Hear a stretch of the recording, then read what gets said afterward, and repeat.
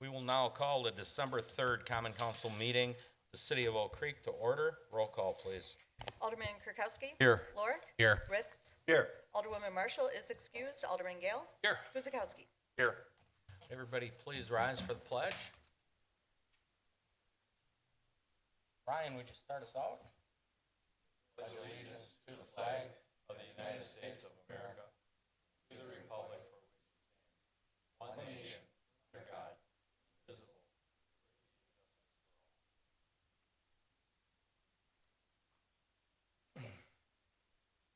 Item 3, approval of minutes of November 19th, 2024. If everybody take a moment, please, review your packet.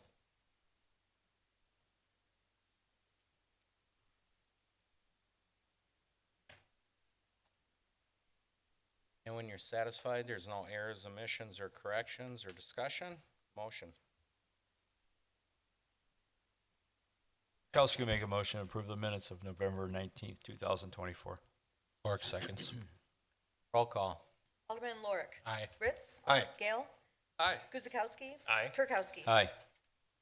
Our first order of new business is consideration of an ordinance fixing the salary ranges, salary, wages, and allowances for full-time and part-time non-represented positions for the year 2025. Max? Thank you, Mayor. Max Gagan, Deputy City Administrator and Finance Officer. So before you tonight is ordinance number 3112, which fixes the salary and wages, ranges, salaries, wages, and allowances for full-time and part-time non-represented positions for the year of 2025.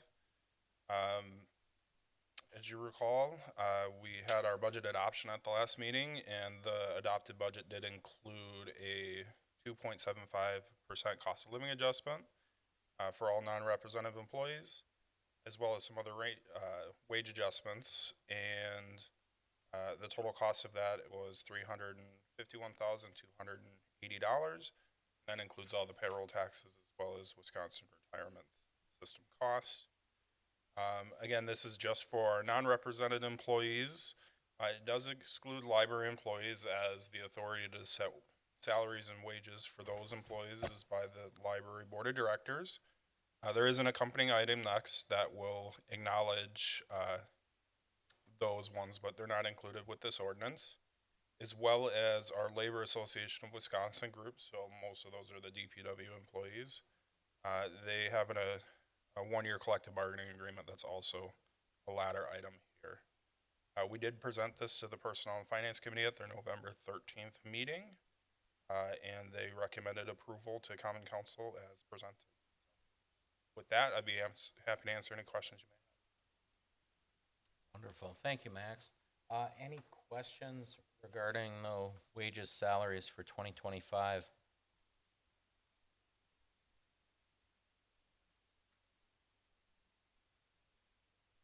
Not hearing anything.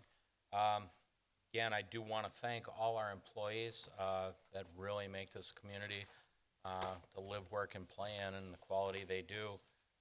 They do an excellent job for us and are well-deserved of any monetary raises they've got. So, appreciate that. There's no further discussion? Motion. Thank you, Mayor. Gail will move to approve ordinance 3112, an ordinance fixing the salary ranges, salary, wages, and allowances for all full-time and part-time non-represented positions for the year 2025. Guzekowski, a second. Roll call. Alderman Ritz. Aye. Gale. Aye. Guzekowski. Aye. Kirkowski. Aye. Lorik. Aye. And item 5 is consideration of a resolution acknowledging and filing the 2025 calendar year salary grade plan and benefits for library personnel. Max? Yeah, so resolution number 12535, 120324 acknowledges and files the salary grade plan for the library personnel for 2025. This was provided to the Library Board of Trustees at their November 14th meeting and was approved.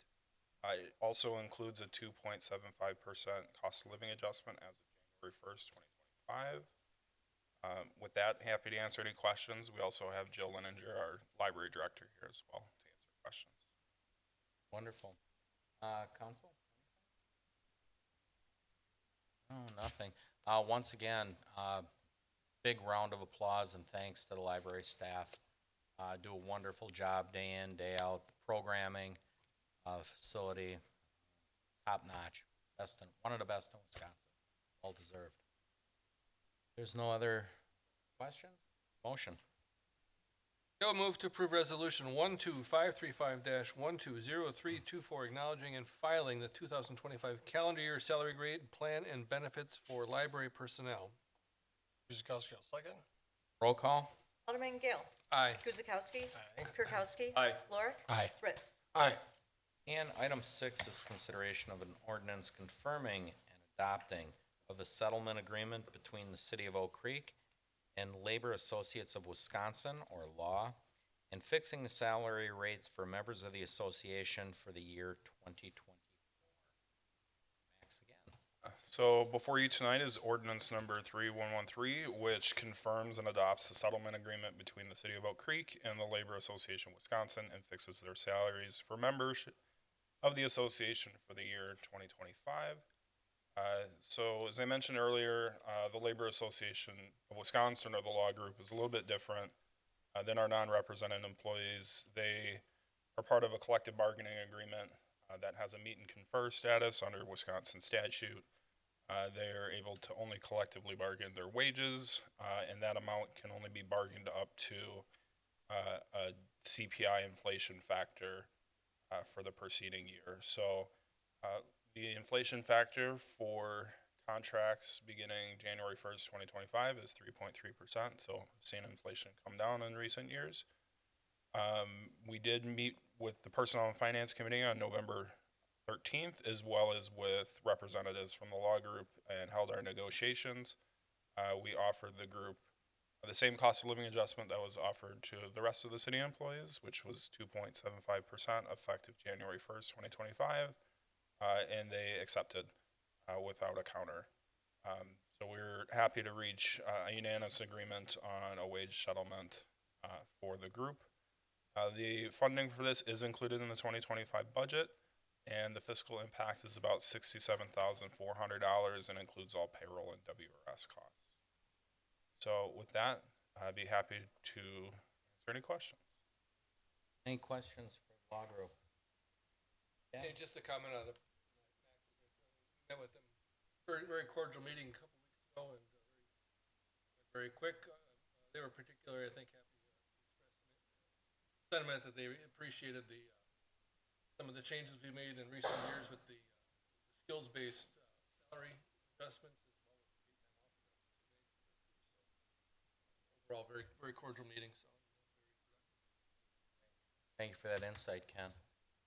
Just a note, when I did read it, I said for the year 2024. It's actually a typo. It's for the year 2025. So I don't know if your tag is the way mine do. Pay attention to that. And once again, we really want to thank these folks. They're out there all the time, taking care of our roads, our parks, the square, you name it. They do all that stuff that really makes life pleasurable here in the city of Oak Creek. Thank you to that group. No further discussion. Motion, please. Gail move to approve ordinance 3113, confirming and adopting the settlement agreement between the City of Oak Creek and Labor Association of Wisconsin, Inc., and fixing the salary for the members of the association for the year 2025. Guzekowski will second. Roll call. Alderman Guzekowski. Aye. Kirkowski. Aye. Lorik. Aye. Fritz. Aye. Gale. Aye. And item 7 is consideration of a resolution establishing various fees, permits, and charges charged by the City of Oak Creek to be effective 1/1 of 25. All right. Max? Yeah, thank you, Mayor. So before you tonight is resolution number 12534-12034, which establishes various fees, permits, and charges charged by the City of Oak Creek, all effective January 1st, 2025. You can see that we had a number of departments who proposed fee changes for calendar year 2025. You'll see that most to all of them have a pretty minimal fiscal impact. For the engineering department, it was really just more technical corrections with the restructuring that's occurred over the past year, just adjusting position titles. For For the fire department, are proposing to increase fire inspection fees by 2.75%, again, to index it with the cost of living adjustment provided, as well as some increases for the EMS ambulance transport fee at 2.75%, as well as their supplies and procedures fees is 2.4%. And that rate increase is obtained from the federal government and the ambulance inflation factor. So that's what's utilized by federal government and their healthcare programs. For the health department, pretty minimal changes here as well. Did have a small fee increase specifically for those fees that are reimbursed to the Department of Agriculture. I'm going to mess this up. Trade and Consumer Protection. DATCAP. For inspections, one of them is one minimal fee change that was really just to kind of clarify and correct two clerical errors and kind of bring things back in alignment. For the police department, they did add a new parking prohibited on heavy truck routes fee. So the council recalls back in January, you adopted an ordinance that prohibited heavy or truck parking on heavy traffic routes.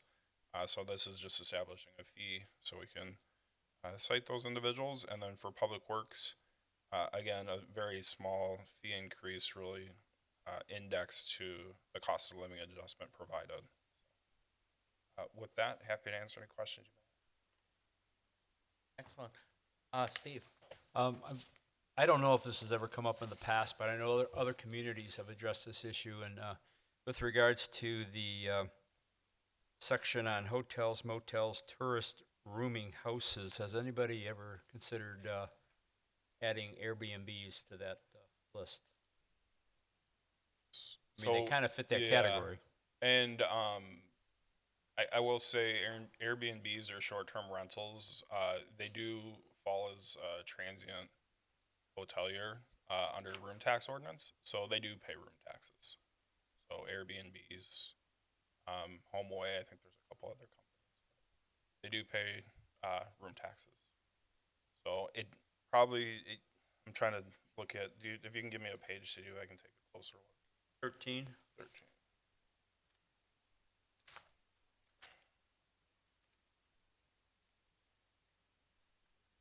I mean, even Yeah, so we don't have an annual license fee, but they do pay room taxes.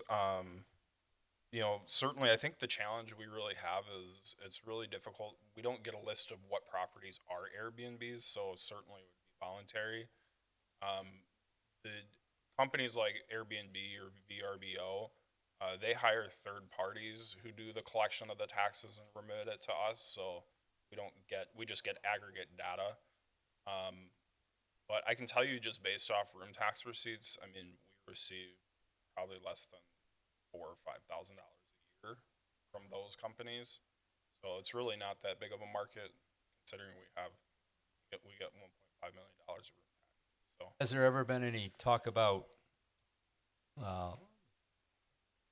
maybe, I wouldn't say regulating, but licensing the Airbnbs? For example, I know from personal knowledge that it's nowhere local, obviously, but out in Napa, California, where I had family before, they instituted a local ordinance that required inspection by the fire department, make sure there were fire extinguishers, and they even went as far as making sure that the neighbors all agreed to having a house listed as an Airbnb residence. So have you ever thought about taking that one additional step and going down that route? yeah, I mean, I think that's certainly something for the city to consider, but, you know, I think the one thing we want to make sure of, I know there has been laws addressed at the state level related to short-term rentals, so whether or not municipalities have the authority to license short-term rentals, I'm not even sure if that's granted to municipalities in Wisconsin. They may have, the state may have preempted us and not allowed it might be so something to look we'll into. look into it, but I'm trying to recall, because I knew there was legislation a few years back proposing that municipalities could not license them. So I don't know where that went, but something we can certainly look at. Max, I think city clerk can shed a little Okay. light on that. They are required to register for taxation purposes with the state, so it isn't something that the local municipality has participated in before. We do a search to see, if we are getting accurate collection for those, but to be quite frank, we really don't have very many at all. Sometimes it'll peak as a real temporary lodging thing, like maybe through a Harley event or something like that, but it's so incredibly temporary, and because we don't license those, it's very hard to track. But I certainly wouldn't say that there's any revenue loss in that area for the city of Oak Creek. Thank you. They move in and out of, like you said, Harley, they move in and out of that. And just a note of interest, Catherine, correct me if I'm wrong, just in the last year, the clerk's office did receive some checks from various Airbnb rentals we weren't even aware of. And due to the clerk's office, Krista had, yeah. Krista investigated it. Go She ahead. did, yeah, she followed up with Priceline and those other retailers that do the bookings for all those types of travel and that sort of revenue. And she really did a great job of tracking down a lot of money. There was almost a year in arrear for us, so she's doing a great job now too of tracking all those. So I think now we're kind of back on track, and the state's been holding them more accountable as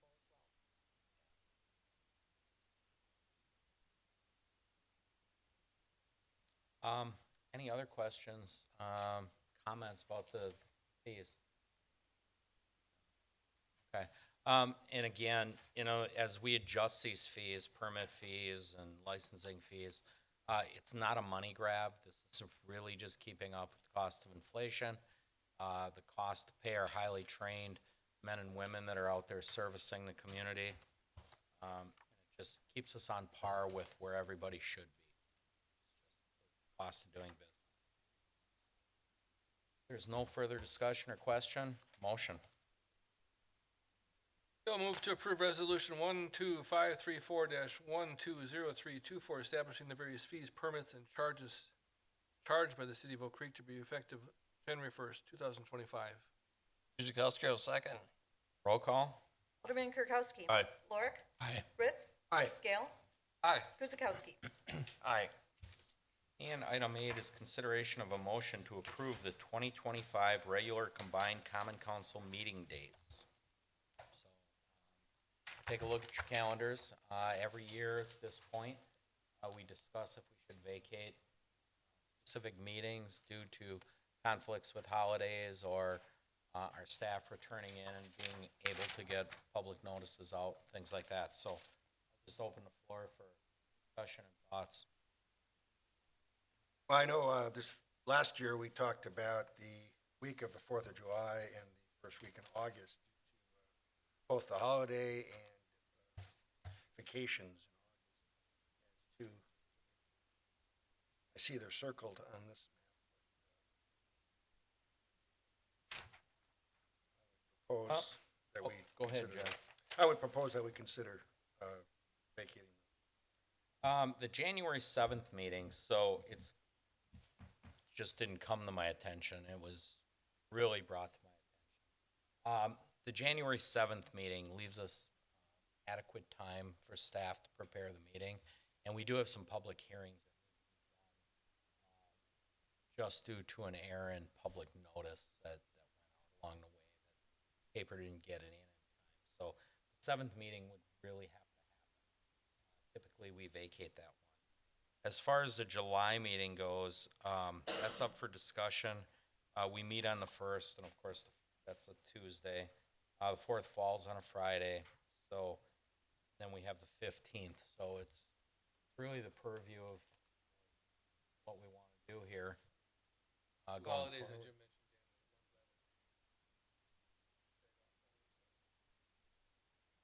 Dan, historically.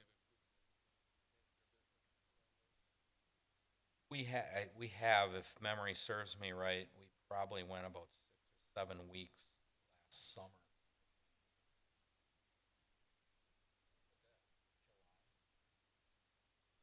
We didn't take the whole month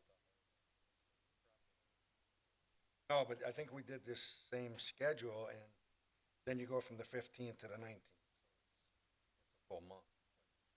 Maybe that's what I'm Yeah, thinking. that's- Oh, because the 4th is National Night Out in August.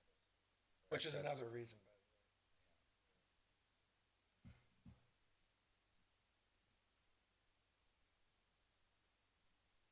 Thoughts, Andrew, any comment as to what may or may not be needed? We can always call special meetings, without a doubt. Whichever way you guys would like the motion tonight, and then again, we can adjust as needed. Greg, you got a thought on it? Oh, I'm fine with those two. I don't, did we vacate the one before National Night Out this year, or did we move it to Monday? That's what we did. I- It was the same as this. Is that what it was, the National Night Out one? I don't Yes. remember. It was on a Monday, yes. Yeah. I can't remember. Was It that a just, pre-election? No, meeting? we met on Monday, I'm August pretty 5th. sure it was, I don't know what, if it was a Was that national night primary? out, but it was a Monday. yeah, Which yes, screwed yes. you up. Yeah, we met on Monday, August 5th. 4th fell on Thursday. Well, we tried.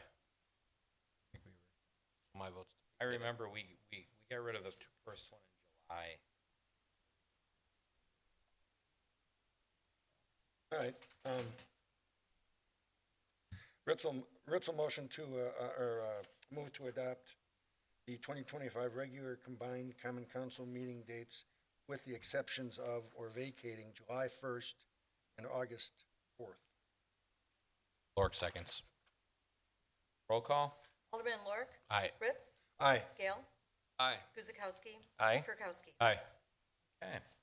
Item 9 concerns police, and it is consideration of a motion to approve proposed 3-year agreement for the school resource officer services for the 2025-2028 school years, and this would expire June the 30th, 2028. Chief Stucker? Good evening, Dave Stecker, Chief of Police. Before you, I have the updated school resource officer agreement. We have done this since 1999. We've gone to a 3-year format. Couple differences on this one. Over the last 2 contracts, what we've done is try and make this a little bit more paired to or more fair for what the city's paying for it. That's why it's gone to a 67-33 split. We've done that incrementally over the last 2 contracts, I believe. And also with all overtime that's dealing with the SRO will be at 100%. The other item on here is you'll notice year 1's a little bit more than year 2 and 3. And the reason for that is it's actually a 13-month rotation. For some reason, we've been in this for a very long time where each one of these contracts ends at the end of May and the school still goes for a couple weeks after. If there was ever an issue with not coming to an agreement on a agreement in the future, it would leave the school district for the last couple weeks, which is the roughest compared to the first 2 weeks of school, for them to deal without any law enforcement there. So we're trying to take care of that year 1 and get it back in, which actually is a lot easier to bill 6 months at a time instead of your 5-month split and a 7-month split was what we were on, as well as the school district's fiscal year being July 1st through June 30th. So it really brings everything back in line. So it's something that's been very important for both the city, the school district, and the police department over the years, and continuing this is a good relationship, and it helps both the school district and the police department, ultimately the city. Be happy to answer any specific questions that you have. Questions for the chief regarding the SRO officer? Oh, wonderful resource, without a doubt. Helped countless students. We have, and it's helped as a recruitment tool, and it's nice. It seems that we run into a lot of them usually at National Night Out when they're adults and they're having families, and they actually come back and explain how much the SRO helped them through that time that they were in high school. So it's a very important role. There's no questions or discussion? Motion, please. I'll move to approve the proposed 3-year agreement for school resource officer services for the 2025 through 2028 school years expiring June 30, 2028. Guzekowski will second. Roll call? Alderman Ritz, Aye. Gale, Aye. Guzekowski. Aye. Kirkowski. Aye. Lorik. Aye. Item 10 concerns fire, and that is consideration of a motion to approve a memorandum of understanding between the City of Oak Creek and the International Association of Firefighters, Local 1848, regarding the administrative lieutenant of MIHCP. Not exactly sure what that is. Good evening, Mayor and Council, and I'll explain to you this evening, hopefully I'll be able to explain to you this evening the components of this program and our request. So simply our request this evening is your consideration to approve an MOU between Local 1848 and the City of Oak Creek for the creation of a administrative lieutenant of mobile integrated health community paramedicine. I'm sure many of you know that since 2021, when our strategic plan was created for the fire department, the creation of a mobile integrated health community paramedicine program has been a goal for us. It's a rather in-depth programming that requires specialized training, specialized resources, with the goal of, much like fire prevention prevents fires in your community, the mobile integrated health helps improve quality of life and improve the outcomes associated with certain medical conditions in your community. Maybe with a side goal of preventing emergency medical incidents before they occur. Now, certainly it's a large undertaking to get a program like this into place. The Office of Emergency Management, Milwaukee County, and the Division of EMS in particular oversees our emergency medical programming. And one of their subgroups is dedicated to the provision of programs like MIH, Mobile Integrated Health and Community Paramedicine. They support the development of those programs through the municipal fire departments. As we were going through the process of developing our program and beginning to implement services in the community, we were afforded an opportunity through Milwaukee County in the form of a grant to support specifically the development of these programs. So initially I had met, myself and Lieutenant Aaron Krukowski had met with City Administrator Vickers and Max to discuss the prospects of this program, talk about the components of the program and what that grant would mean for our programming. After that meeting, we did have the opportunity to meet with the majority of the Personnel and Finance Committee to also present on the components of that program, the grant opportunity, and how we would go about the implementation of that. This grant through OEM presents us with the opportunity to dedicate one of our existing members to essentially a lieutenant position to manage the implementation of the program and to provide services in the community. To clarify, we're not adding a position, we're converting one of our existing positions to a 40-hour person to oversee the programming and provide services to the community as a whole. The grant funding is supported through the opioid settlement, so there are certain parameters we need to achieve. Much of the programming that is required, we are already in the process of implementing or have already done. The steps involved in implementing this position certainly involve since it will be a union position, the development of an MOU with Local 1848 that outlines the parameters of the position. That MOU is what you have in front of you this evening. It was presented to the Personnel and Finance Committee with the understanding minor technical corrections would be made and presented to the council as a whole. Those minor technical corrections include a clarification of the title of the position, better identification to match up the current 40-hour positions in the labor contract, the identification of the time frame that someone would be committed to this position, and with the recommendation from Bulow and Vetter, language reflecting that the grant funding is what supports this particular position, and the city may elect not to staff this position if grant funding is not available. Be happy to answer any questions related to the programming or the MOU. Questions, comments for Chief Krasik? Chief, could you just talk a little bit about Lieutenant Kurkowski's role in this? Because, you know, I think Max and I were very impressed with the depth of knowledge and the presentation that he gave us. That really brought it down to a level that was, you know, digestible, and really you could see the value right away in this program. Could you just talk a little bit more about his role? So when we stood up this goal and the associated objectives to implement a MIH program in the community, We assembled a committee of members that first were interested or were in the process of obtaining the requisite training to implement that particular programming. Lieutenant Aaron Krukowski was one of the leaders that stepped forward to help implement, to guide the committee and help implement what we hope to be as a very successful program.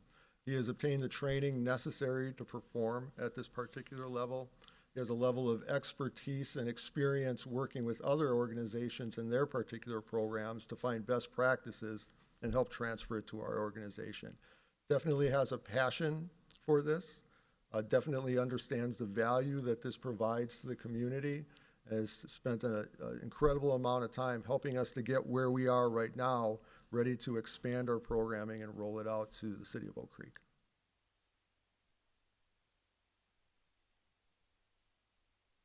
Michael, sorry, I missed this meeting, so I just, tell me how this position is gonna integrate with the staff we have in the health department that does that kind of Excellent question. What this person will allow us to do is put a formalized, singular point of contact to work with our case manager as well as the crews in the field. Right now, the integration with the health department, if it's not implemented with somebody on overtime, it's with any providers that are on at that particular duty day. What this position will allow us to do is have a singular point of contact, not only for the health department, the case manager, but also serving with other committees in Milwaukee County and the Office of OEM. So what we're doing is we're streamlining that point of communication. The routing of information will go through a singular point for more effective distribution back to our membership. obviously the goal is to Preventative. trim your business a little bit so you can obviously manage the chronic cases in the community that kind of draw on your resources. The goal is improving quality of life. You know, that's the umbrella here, is improving quality of life in the community. There's multiple conditions out there. There's multiple impacts on our citizens due to medical or other type of conditions that we can hopefully help prevent. Side effect of that is it does have an impact on call volume.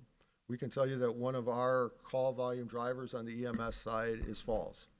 We also can tell you that with falls and the number of falls that occur within a given time frame are indicative of morbidity and mortality for our community. A program like this is designed to prevent those occurrences, to help people find pathways to prevent medical conditions or traumas in their home. The side effect is, yes, it has a potential to reduce call volume.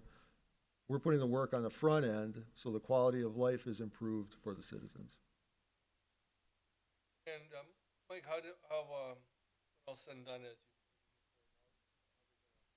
you expect to see progress in some of the stuff you guys track in the administration of the department? One of the key first steps for this individual will be identify the key metrics that we want to track during the first year of the existence of the program. I can tell you that we have some thoughts in mind based on our existing call volume, what those metrics should be. I would tell you that you know better than I do that data sets have to have a certain number of values become valid. So we're looking at least tracking a year of data, 2 years of data to see what the impact of these programs are. MIH programs, community paramedicine programs are built on outcomes. And those outcomes are derived from our activities, what we perform in the field, and how that affects, quite frankly, quality of life indicators and then call volume, yes. It seems as though you said you're already implementing some of this. When do you expect to be fully doing The full spectrum of programming that we can provide, I don't know that I can tell you what that endpoint is yet, because it's based on the conditions that are observed in your community. And oftentimes, those are somewhat cyclical. Certainly, the opioid crisis leads us down a certain pathway for problems we would like to solve. And there are seasonal conditions that this person would be involved in, assisting our health department with weather, displaced people during cold, environmental concerns. So certainly there are the full implementation of it. I'm hesitant to say there's an endpoint to it because the program will be evolving as we move along based on the conditions found in the community. Our priority will be those conditions that are most in the forefront and addressing those will have the biggest impact. and work our way as we progress. Ken, I was at that meeting, I was not, so. and it was, the measurable metrics that we'll have as time progresses forward should really answer a lot of your questions right there. It was a very impressive presentation. I went in, I have to admit, a little bit skeptical, and I was very impressed with the proactive nature of the program and what it can do to improve life for citizens. Progress.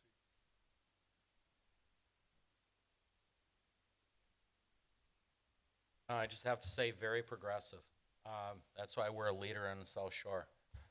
It's programs like this that we put forward and we develop over time. So hats off to leadership there at the fire department, as well as the leadership of 1848 for the open-mindedness to open up their contract to make this happen. And So, then I wanted to add, on top of everything, that the frosting on the cake is a grant.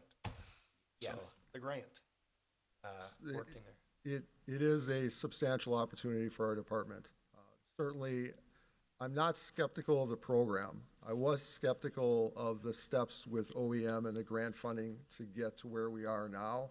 Based on recent conversations, very confident moving this forward, very happy with that grant opportunity. I think it's going to sustain this program and really allow us to do some great things.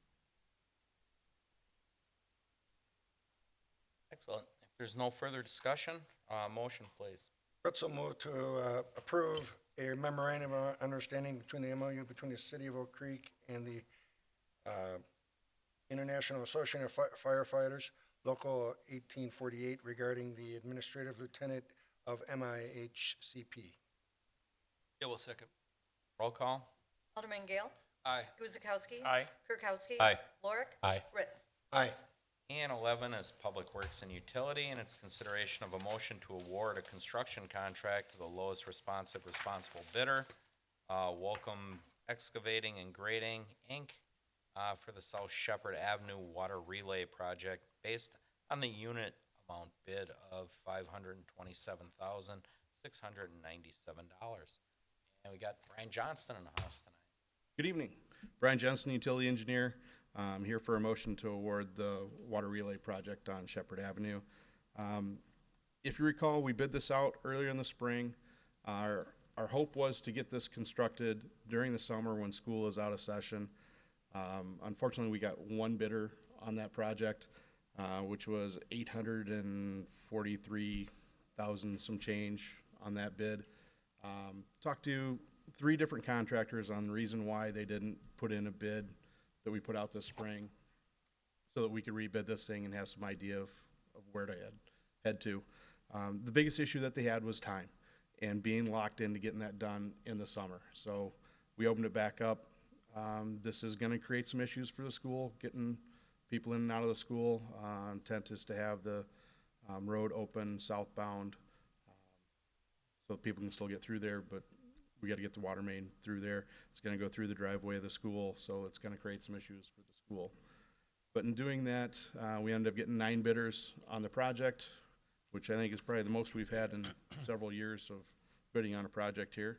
And the estimate came in, or the bid came in at $527,000, so just over a $300,000 savings by opening that time frame up, so. I think that's a good goal to try and get here. We're replacing about 1,300 feet of water main. It's 1958, 1965 water main that we've had numerous breaks on. Last year, we had some issues at the school. Their lateral for the school actually comes off a hydrant lead that's by their driveway, so we're gonna correct that, take care of the issue that they had with that water main break last year, and get this thing addressed next year. The contractor, his intent is to come in early in April and get this all done so that it is cleaned up and out of the way before the 4th of July parade, so. Questions for Brian? None? Motion. Fritz moves to award the construction contract to the lowest responsive bidder, Wilcomb Excavating and Grading, Inc., for the South Shepherd Avenue Water Relay Project based on the unit bid amount of $527,697, project number 24115. Lorick seconds. Roll call. Alderman Guzekowski. Aye. Kirkowski. Aye. Lorik. Aye. Ritz. Aye. Gale. Aye. And item 12 is engineering, and it's consideration of a resolution accepting the workmanship of Stark Pavement Corporation and authorizing the final contract payment under project number 22003. Matt? Thank you, Mayor and Common Council. Matt Sullivan, Assistant City Administrator and City Engineer. Before you is that resolution accepting the workmanship from Stark for the 2023 paving projects. As you see through here, our final project cost was about 5% under the revised contract amount. Some of that was due to items removed, unit prices and unit items that were not used through the project based on existing conditions as things were removed. One of the major items that was removed was the railroad improvements on Pewitz, which was actually moved to the 2024 project and was completed this year. One other major note here was the addition of sidewalk improvements along Drexel Avenue, which was approximately a mile of the Oak Leaf Trail that was completed with this project. That was an increase of about $80,000. We had to change surface from asphalt to concrete. We did some modifications on the jointing and that to create a smoother path, concrete versus beveled. We just did saw cuts to control the cracking and jointing, which still created a pretty good ride for bikes, skateboards and such. Other than that, this really shows our ability as far as some of our staff engineer in the field to be able to control our costs and work with our contractors to come up with solutions in the field as we move forward.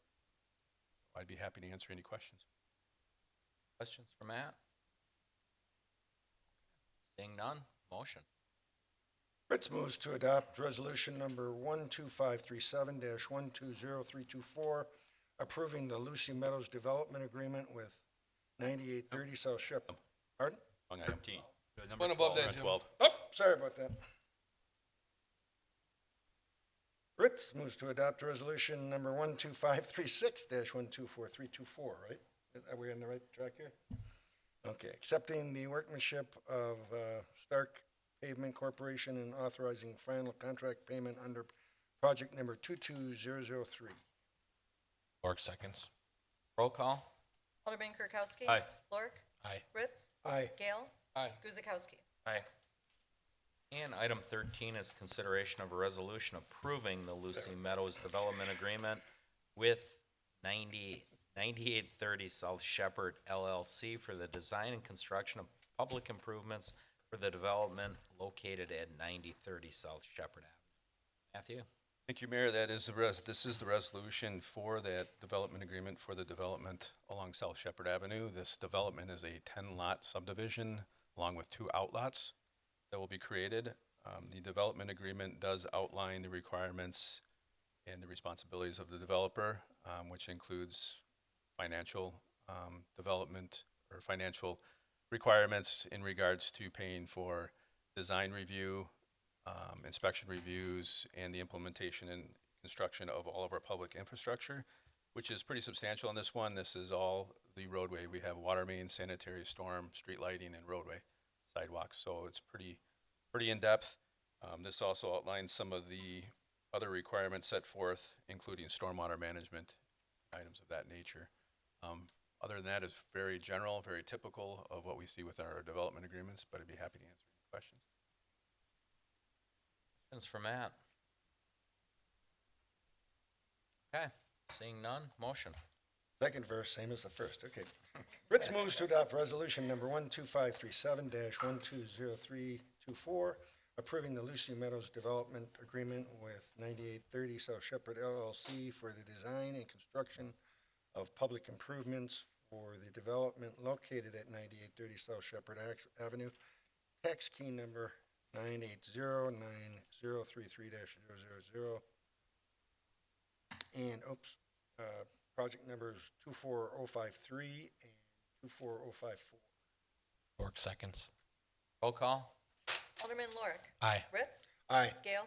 Aye. Guzekowski. Aye. Kirkowski. Aye. And item 14 is the License Committee. I will turn that over to Alderman Kirkowski. Thank you, Mayor. I trust everybody has had an opportunity to review the items on tonight's Common Council report. Does anybody have any questions, cares, or concerns? Just have one question on the first operator's license. One says no employer. Do they just have a license to then get a job? How does that work? No? Catherine, can you help with Yeah, that? yeah, certainly. And if someone is prospecting, trying to attempt to get a job and it's a requirement that they have a bartender's license, they'll come in and ask, yeah, they can certainly apply for one without an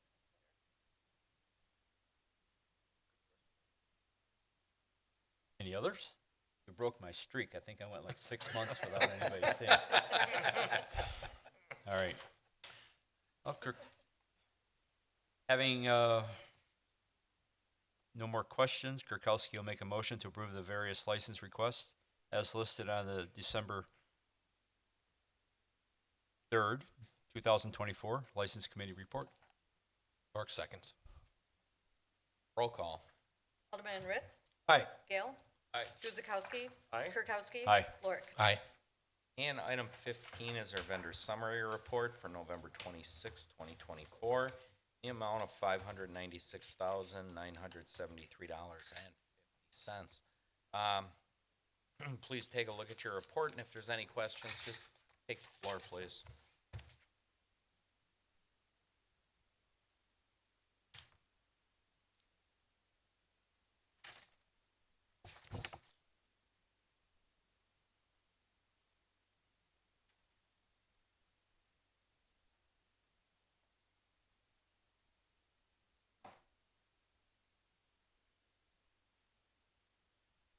Just one. Max, maybe you can ask it. Item 13. What's a TIR ACA manager?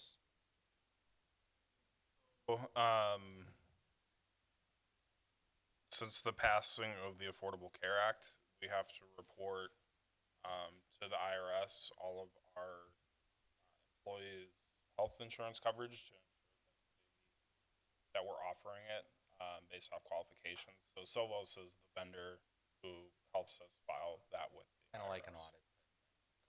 Okay, thank you. Okay. If there's no other questions or discussion, motion, please. Gale will move to approve the November 26, 2024 vendor summary report in the amount of $596,973.50. Ritzel, second. Roll call. Alderman Gale. Aye. Guzekowski. Aye. Kirkowski. Aye. Lorik. Aye. Ritz. Aye.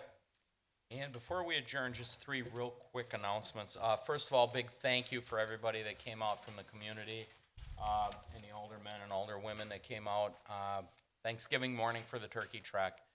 We collected an entire truckload of food, had a great turnout.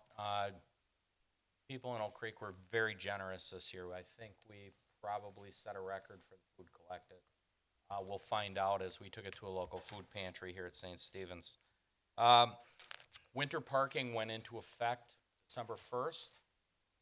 So just be aware of that if you're parking on the street, particularly with the upcoming winter weather. And then our tree lighting, lighting of the square is going to take place here this Friday at 6. I should.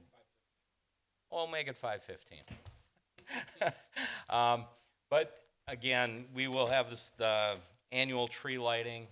We'll have activities for the kids in the library as stay in open later for them to accommodate some crafting and things like that. So I hope to see you all there on the 6th, and I'm counting on good weather for that. So with that, can motion to it. Oh, Steve. I just want to add there that we were supposed to be there Thursday morning, but my wife got hurt Wednesday afternoon, so I did drop off my food at St. Stephen's this morning there, Chris, so you'll have great. a little bit more in the total weight there. Great. Hope it was nothing serious for your wife. Well, she lost a fight with a gym floor and a 2-year-old toddler, so.